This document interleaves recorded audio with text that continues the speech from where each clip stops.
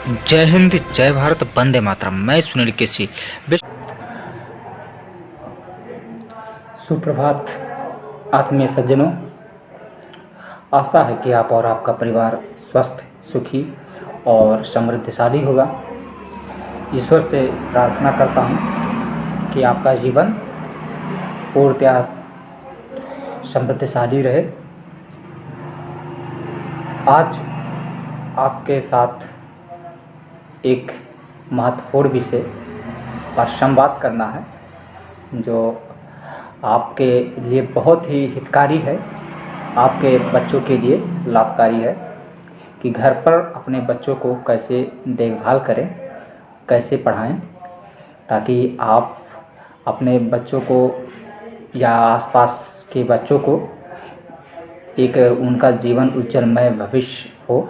इसके लिए कुछ बिंदुओं पर आपको ध्यान देने की ज़रूरत पड़ती है, तो उसी पर हम लोग संवाद आज करेंगे।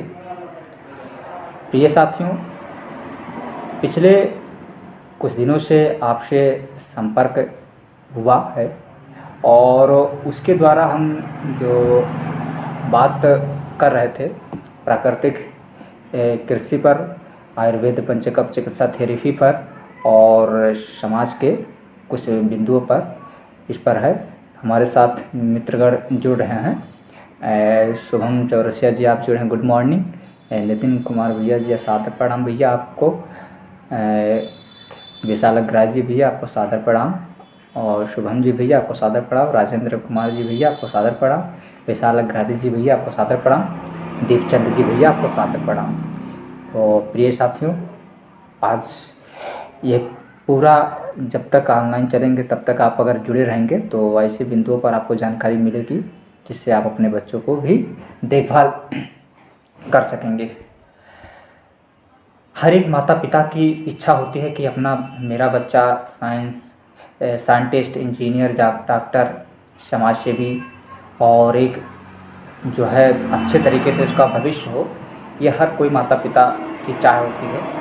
लेकिन देखा जाता है कि 100 अगर बच्चों को ले लिया जाए तो 100 बच्चों में केवल मात्र 30 से 35 बच्चे ही सफल हो पाते हैं, शेष बच्चे सफल नहीं हो पाते हैं। तो बाकी जो है किसी कारणवश इसमें, तो ऐसे कौन कौन से कारण हैं कि जो बच्चे सफल नहीं होते हैं, और जो कुछ बच्चे ऐसे होते हैं जो कमज़ोर होते हैं पढ़ने में, उनकी चाह होती है। कुछ बच्चे तेज़ होते हैं लेकिन उनके अंदर कुछ कमियां होती हैं, और कुछ बच्चे टैलेंट होते हैं जो आगे निकल जाते हैं और अपने भविष्य को वो बना लेते हैं। तो आज इसी विषय पर हम लोग संवाद कर रहे हैं। सबसे पहले आपको ध्यान देने की ज़रूरत है कि बच्चों की प्रवृत्ति क्या होती है, यानी बच्चे किस कैटेगरी के होते हैं।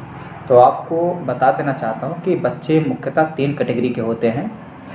एक जो जिनकी सोचने समझने और पढ़ने लिखने की क्षमता अधिक होती है, बचपन से ही है, जन्म से के पश्चात जैसे ही उनको कोई चीज़ सिखाया जाएगा वो जल्दी से जल्दी ग्रहण कर लेते हैं।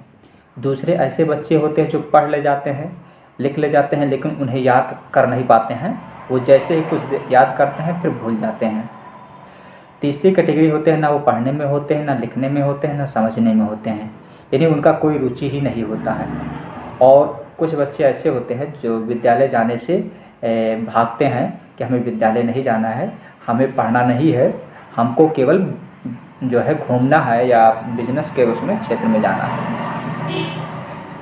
बच्चे कफ प्रवृत्ति के होते हैं। जन्म से लेकर 13 साल तक के बच्चे के अंदर कल्पनाशील बहुत होता है, उनके अंदर कल्पनाओं का भंडार होता है। वो इतना कल्पना करते हैं कि अपनी कल्पना में ही वो जीना चाहते हैं, यानी वो उसी कल्पना के अनुसार उनका जीवन चले, वो हमेशा यही प्रयास करते रहते हैं। लेकिन अब इसमें देखा जाता है कि जो बच्चे के आसपास का वातावरण है, माता पिता, परिवार के सदस्य और विद्यालय परिवार, प्रकृति, समाज, ये ऐसे उसके चारों तरफ का परिवेश होते हैं कि प्रथम दायित्व माता पिता का, दूसरा दायित्व उसके परिवार का, तीसरा दायित्व विद्यालय परिवार का, और चौथा दायित्व समाज का होता है बच्चों के विकास और बच्चों के आगे बढ़ाने के लिए। अब ये सब अपने दायित्व को भूल भी जाते हैं जिसके परिणामतः देखा जाता है कि आज जो है 60 से 70% बच्चे केवल वैसे घूमते हैं या फिर आगे निकलने का प्रयास करते हैं, लेकिन किसी को कारणवश नहीं। तो ऐसे कौन कौन से कारण है, उसी पर बात करना है। बच्चों को आप अगर आगे निकालना चाहते हैं कि मेरा बच्चा साइंटिस्ट, इंजीनियर, डॉक्टर या फिर जो है आगे निकले, आदर्श समाज सेवी बने और जो है समाज परिवर्तक बने, धर्मगुरु बने, यदि जो भी अगर आपकी कल्पना है, तो सबसे पहले बच्चों के ऊपर थोपना नहीं चाहिए। पहले बिंदु पर आपको ध्यान देना हो, चाहे वो 3 साल से लेकर और 13 साल तक के बच्चों के बीच में, यही 3 साल से पढ़ाई स्टार्ट होता है। बच्चों को स्कूल भेजते हैं, प्ले में भेजते हैं, प्राइमरी में भेजते हैं, कॉन्वेंट में भेजते हैं, ऐसे अभिभावक अपने बच्चों को भेजते हैं। लेकिन देखा जाता है कि ताली एक हाथ से नहीं बजती है, यानी अगर बच्चों को सुधारना है तो दोनों तरफ से जो है दायित्व का निर्वहन होना चाहिए, बच्चों के द्वारा भी, साथ में माता पिता के द्वारा भी, इसके बाद में गुरुजनों के द्वारा भी, और जो है समाज में ऐसे वातावरण का भी योगदान होता है। आज देखा जाता है कि बच्चों को पैसा बनाने की मशीन में लगे हुए हैं आज के माता पिता, की कितना भी कोशिश किया जाए कि पैसे से ज़्यादा पैसा कमाएं, और पैसा है तो यह पूरा समाज है। लेकिन पैसे के आगे बच्चों का मानसिक दशा बहुत ही गिर जाता है और वह विकास नहीं कर पाता है कि अगर उसके अंदर इतनी क्षमता होती है कि उस क्षमता के अनुसार वह बहुत बड़ा साइंटिस्ट भी बन सकता था, इंजीनियर भी बन सकता था, डॉक्टर भी बन सकता था और समाज सेवी बन सकता था, लेकिन किसी कारणवश वह दब जाता है। इसमें कई एंगल होते हैं। एक तो पाठ्यक्रम होता है, दूसरा उसकी दिनचर्या होता है, तीसरा बाहरी वातावरण होता है, चौथा विद्यालय का वातावरण होता है। तो अब हम एक एक विषय पर संवाद कर रहे हैं, उस पर आप हैं। सबसे पहले आप अपने बच्चों का वातावरण बदलें, परिवेश। पहला चीज़ तो है कि वातावरण, बच्चों का परिवेश, यानी जिस तरह का आप बच्चों को ढालना चाहते हैं उसी तरह का उनका परिवेश देना होगा। अगर आप बिजनेस के रूप में ले जाना चाहते हैं तो बिजनेस रूप में उनका परिवेश दीजिए। अगर आप साइंटिस्ट या इंजीनियर या डॉक्टर में ले जाना चाहते हैं तो उनके जैसा बचपन से ही उनके दिमाग में जो है उनको आसपास के वातावरण में ऐसा होना चाहिए कि ये साइंटिस्ट, डॉक्टर, इंजीनियर है लोग हैं, उनके बीच में बैठना, उनसे संवाद करना, उनसे प्रश्न करना, उनके बीच में रहना, ताकि उनसे उनको प्रेरणा मिले। और जब बचपन से लेकर 3 साल से लेकर और जो है 13 साल तक के बीच में जैसा वातावरण अगर उनको मिला तो वो ठीक उसी वातावरण में वो ढलते चले जाते हैं। अब इसमें ध्यान देने की ज़रूरत ये होता है कि बाहरी वातावरण को बदलने के लिए है, आपके पास ना ही उतना पैसा पर्याप्त है, ना ही आपके पास इतना समय है कि आप बच्चों पर ध्यान दे सकते हैं, और ना ही जो है समाज को भी इतनी चाहत है कि कोई भी बच्चा आगे बढ़े या किसी भी बच्चे को आगे ले जाने के है, क्योंकि बच्चों के ऊपर ध्यान दिया ही नहीं जाता है। केवल कॉपी किताब खरीद लिया जाता है, जो है समय आने पर एडमिशन करा दिया जाता है, फीस जमा कर दिया जाता है, परीक्षा आता है तो उस समय थोड़ा बहुत सक्रियता होती है, उसके बाद में बच्चों के ऊपर साल भर में देखा जाता है कि वो समय ध्यान देते ही नहीं बच्चों के ऊपर, जिसके परिणाम स्वरूप यह होता है कि पूरे वर्ष में कभी बच्चे फेल हो जाते हैं तो कभी जुगाड़ लगाना पड़ता है, कभी ऐसा होता है कि जो है पढ़ने में वो थे लेकिन कमज़ोर हैं, कहीं बिगड़ गए, इस तरह के हैं। तो उसका वातावरण कैसे बदला जाए इस पर है। सबसे पहले आप बच्चों की एक दिनचर्या बनाएं। दिनचर्या में है उनका सुबह से लेकर शाम तक में, यानी जागने से लेकर और उठने तक में उनकी दिनचर्या हो। जैसे वो उनको 8 बजे तक हर हालत में सोना सुनिश्चित करें। कोई भी बच्चा हो अगर पढ़ने में है तो उनको 8 बजे तक हर हालत में सोएंगे तो वो 8 से 10 घंटा वो सोएगा, यानी 8 बजे अगर वो सोता है तो 4 से 5 बजे के बीच में वो उठेगा, क्योंकि वो नींद पूरी हो जाती है। तो पहला चीज़ निर्धारित करें सोने का समय।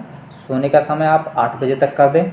और अब 8 बजे कैसे सोएंगे, बात यह है क्योंकि आजकल देखा जाता है कि टेलीविज़न, फेसबुक, व्हाट्सएप, ट्विटर पे बच्चे अक्सर करके बिजी होते हैं, या गेम में बिजी होते हैं, कंप्यूटर पे व्यस्त होते हैं, या खेल में व्यस्त होते हैं, इन सब में बच्चों की रुचि ज़्यादा होती है। 11-11, 12-12 बज जाता है और माता पिता भी डांटने लगते हैं कि भैया अब सो जाओ, लेकिन बच्चे मानते नहीं हैं, क्योंकि जो गेम होता है बच्चों का, जो इंटरनेट के माध्यम से दिखाया जाता है, वो बच्चों के कल्पना आधारित होता है। यानी बच्चे जैसे कल्पना करते हैं ठीक उसी प्रकार का टीवी सीरियल हुआ या फिर गेम हुआ या फिर जो है उस तरह के कहानी होता है, वो कल्पनाशील आधारित होता है और वही कहानी दिखाया जाता है, ताकि बच्चे इसमें ज़्यादा से ज़्यादा समय जब व्यतीत करेंगे तो बच्चे जो है अपने भविष्य के तरफ ज़्यादा खिंचाव नहीं कर पाएंगे। इसलिए इस पर जो विश्व व्यापारी संगठन हैं, जो विश्व व्यापारीकरण वाले हैं, ये लोग की नीति होती है कि बच्चे अगर बौद्धिक रूप से उनका विकास हुआ तो हमारा गुलाम नहीं बन पाएंगे। वो चाहे राजनीतिक के रूप में गुलाम बनाना हो, चाहे वो धार्मिक रूप में गुलाम बनाना हो, चाहे वो आर्थिक रूप से गुलाम बनाना हो, चाहे वो जो है सामाजिक रूप से गुलाम बनाना हो। अगर किसी भी परिवेश में बनाने का गुलाम जो होता है, उनको बौद्धिक क्षमता को सुप्त कर दिया जाए, यानी उनकी सोचने समझने की क्षमता अगर शिथिल हो जाए तो निश्चित तौर पर बच्चे जो है बड़े होकर हमारा ही गुलाम बनेंगे। तो इस तरह की धारणा विश्व में चलते रहते हैं और चल भी रहे हैं, जिसका परिणाम भी समाज में आ रहा है। तो सबसे पहले आप अपने बच्चों का एक दिनचर्या के बारे में जो बात बता रहा हूँ कि सोने का समय निर्धारित करें। अब उसके लिए आप भोजन जो है उनको 2 घंटा पहले देना है। नहीं, जैसे आपको 8 बजे सुलाना है तो 6 बजे आप भोजन हर हालत में उनको दे दीजिए। 2 घंटे बाद बच्चे चाहकर भी कि अगर हम वो उठना चाहते हैं, देखना चाहते हैं, तो भी नहीं देख पाएंगे। क्यों? क्योंकि भोजन पच जाएगा।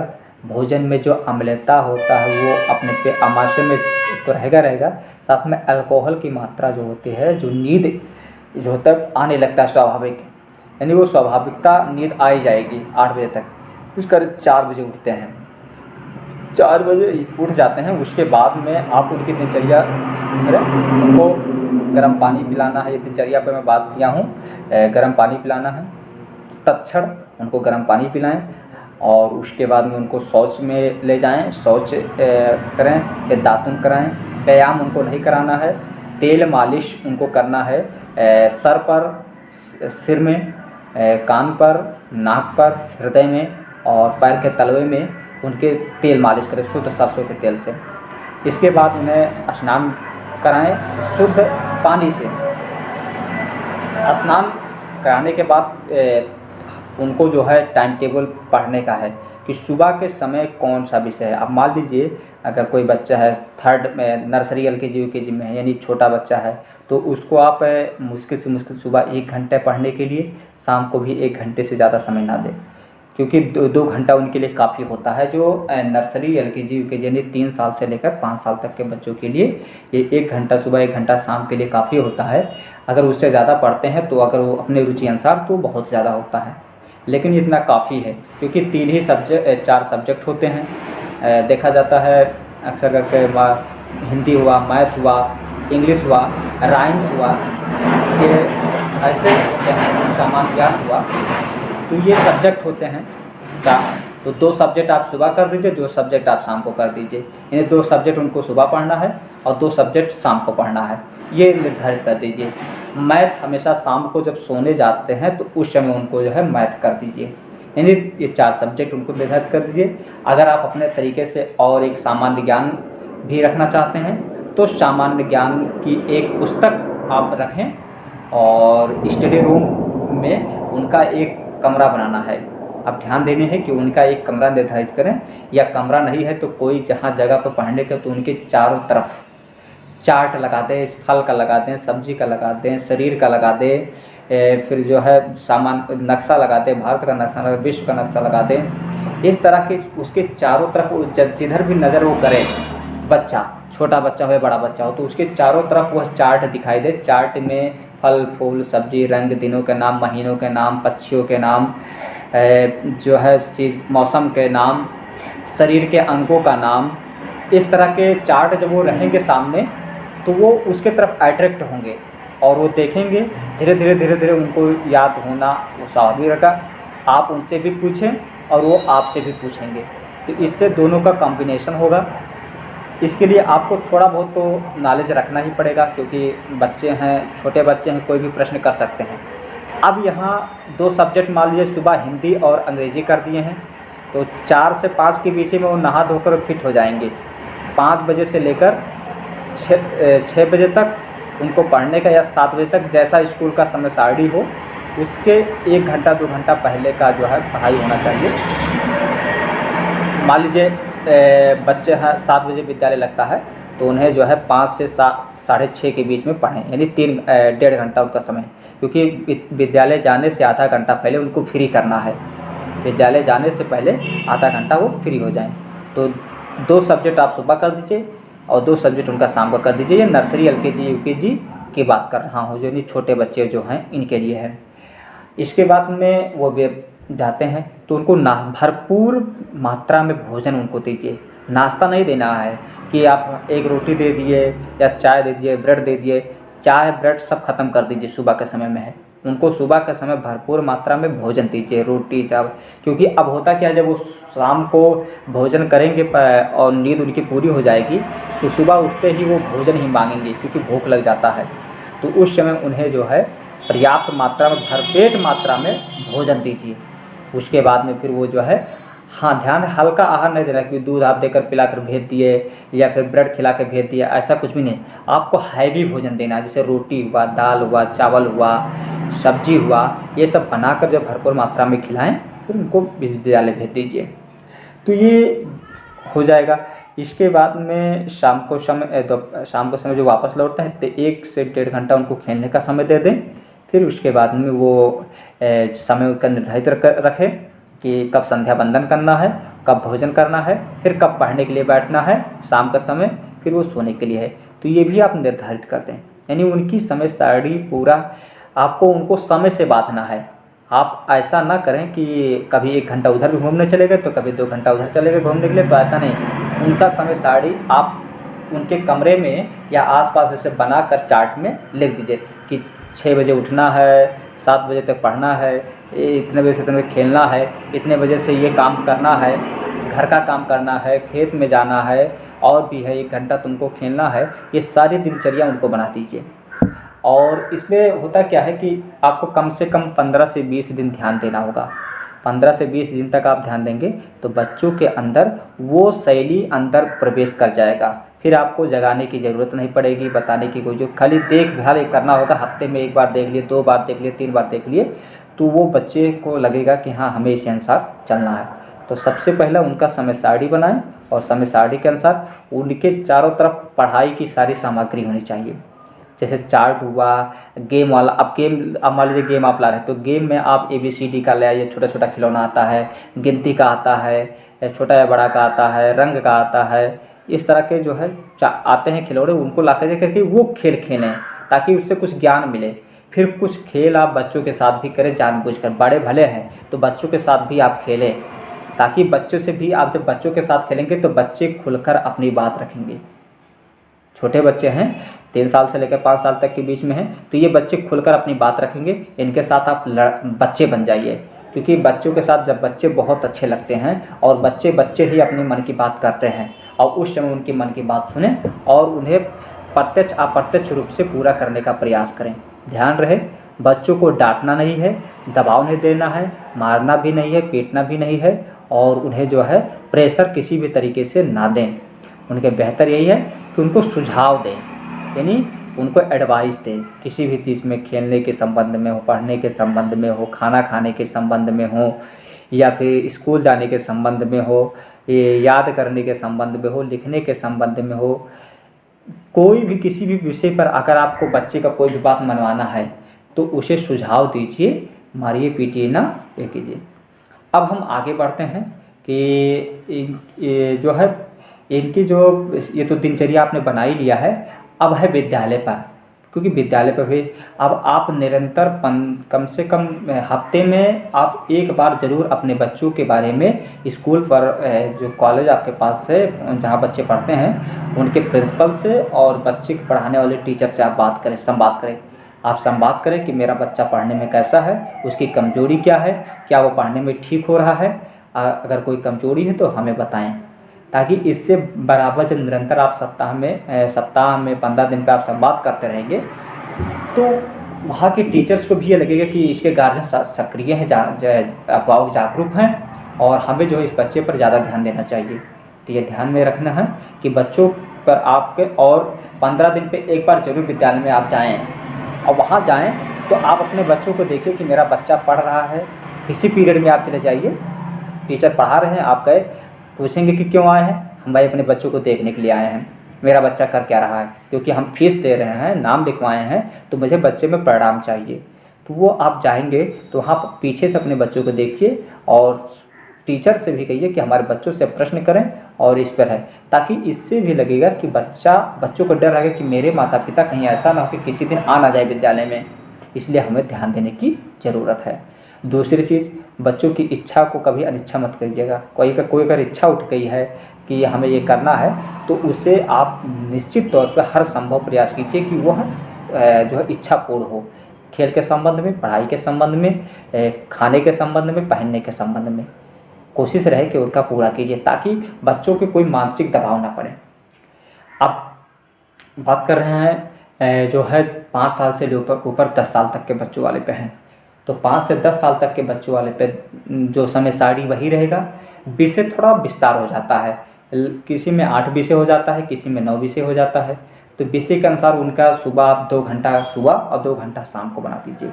2 घंटा सुबह 4 से 6 मान लीजिए अगर पढ़ते हैं, शाम को समय 6 से 8 पढ़ते हैं, नहीं 2 घंटा सुबह 2 घंटा शाम को उनको पढ़ने के समय सारणी बना दीजिए। 1 घंटा खेलने के समय सारणी हो और उसके बाद में घर का काम के लिए भी वो बनाए रखें। दुकान पर अगर बैठते हैं तो दुकान पे भी रहें। इस पर भी वो अपना उनका बिजनेस जो है बिजनेस में अगर करते हैं तो बच्चे बैठें, लेकिन उसके साथ में नोटबुक लेकर बैठें।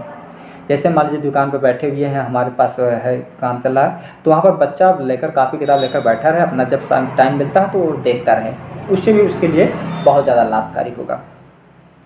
तो अब इनकी समय सारणी बनाएं और बच्चों से प्रश्न आप भी करें और बच्चे आपसे प्रश्न करें, ये ध्यान में रखें। आप भी बच्चों से प्रश्न करें, बच्चे आपसे भी प्रश्न करें, उनका कापी देखें, क्या लिखा है, क्या सही लिखा, गलत लिखा। अगर गलत लिखा तो उस पर गोला घेर कर अध्यापक के पास दे दें कि ये गलत लिखा है, इसको सही कीजिए।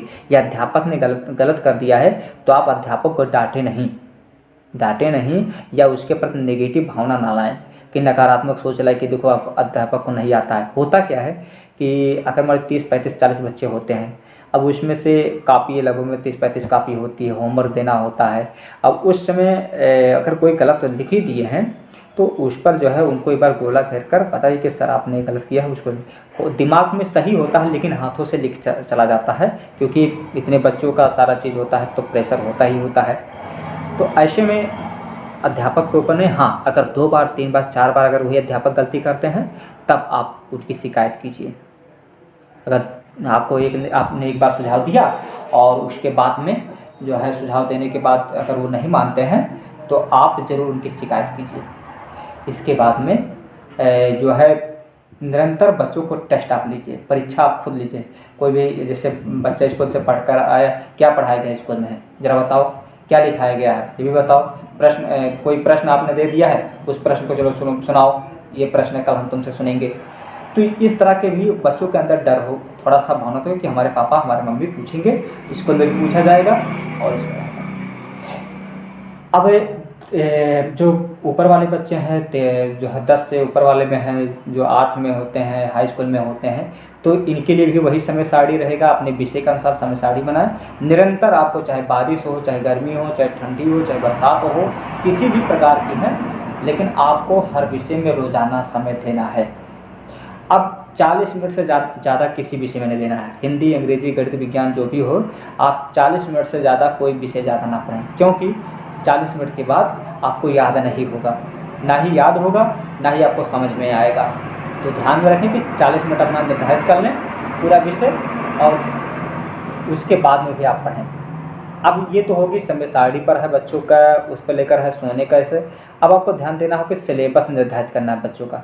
मान लीजिए एक वर्ष में है, हिंदी में 10 चैप्टर है, अंग्रेजी में 20 चैप्टर है, या फिर मैथ में 15 चैप्टर है। इस तरह के भी अध्याय होते हैं, इनकी आपको समय सारणी बनाना है। और एक अध्याय में 2 दिन, 3 दिन, 4 दिन का समय जो लग रहा है उसको आप निर्धारित कर लें कि मान लीजिए तीन दिन लगता है एक अध्याय में, तो चौथे दिन इसका टेस्ट लेना है। फिर उसके बाद में हफ्ता जैसे हो जाता 2 अध्याय पढ़े, 3 अध्याय आपने पढ़ा, फिर पहले अध्याय का आप लीजिए टेस्ट, फिर मान लीजिए अगले उसमें जाएंगे तो दूसरे अध्याय का लीजिए, फिर तीसरे का अध्याय का, यानी हर 3 अध्याय के बाद पहले अध्याय का रिवीजन होगा।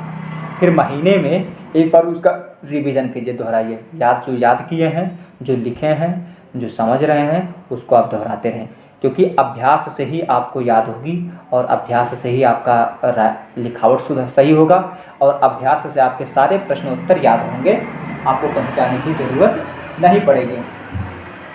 अब आपको ये भी ध्यान देना है कि जो भी विषय होते हैं उन विषय से आप प्रश्न भी करें। मान लीजिए सर आज हमारे पहला चैप्टर स्टार्ट कर रहे हैं, हिंदी का है, तो हिंदी आप पहले दिन आप पहले चैप्टर को पढ़ कर जाएँ, उससे अच्छे तरीके से पढ़ लें और पढ़ने के बाद या अगर नहीं पढ़ पाते हैं तो घर में जो पढ़े लिखे उनसे कहें कि हमको पढ़ा दें, या बच्चा नहीं पढ़ पाता तो बच्चों को आप पढ़ा दें।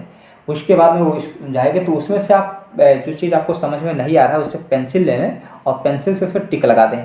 और उसके बाद में जैसे ही क्लास में सर आएँ, क्लास चालू हो तो सर से कहें कि sir excuse me sir, I ask one question, यानी आप क्या मैं एक प्रश्न पूछ सकता हूँ। अगर उनको प्रश्न कहेंगे कि हाँ आप पूछिए, तो आप अपने प्रश्न को उन अध्यापक से जो विषयाचार होंगे, हिंदी वाले हिंदी से, अंग्रेजी वाले अंग्रेजी से, गणित वाले गणित से, उनसे आप प्रश्न करें और कहें कि सर हमको समझ में नहीं आता है, हमको समझा दीजिए, तो निश्चित तौर पर समझा देंगे।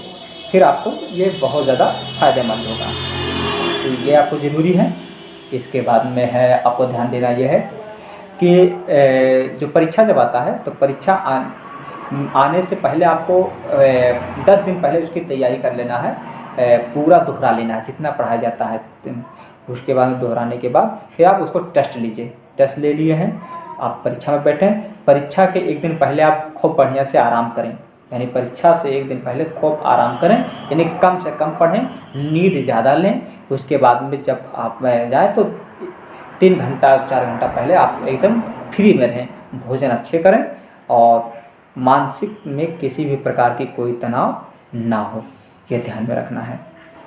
तो आज के लिए इतना ही रहेगा कि जो है उस पर ध्यान में रखें कि कैसे बच्चों को लाइन पे लाना है, और उसके बाद में ताकि बच्चे भी हैं किसी भी प्रकार की अगर आपको समस्या है तो आप वो प्रश्न कीजिए, उसका जवाब मिलेगा। बच्चों के संबंध में याद नहीं होता है, लिख नहीं पाते हैं, पढ़ नहीं पाते हैं, समझ नहीं पाते हैं, अगर आपके बच्चे का है तो आप विशेषकर वो आप प्रश्न करें, उसका उस बच्चे के अनुसार हम जवाब देंगे। दिनचर्या पर पहले मैं बात किया हूँ, दिनचर्या को आप उससे बच्चों के अंदर है भोजन में, खाने में, पढ़ने में, लिखने में, स्कूल जाने में, इस तरह का है।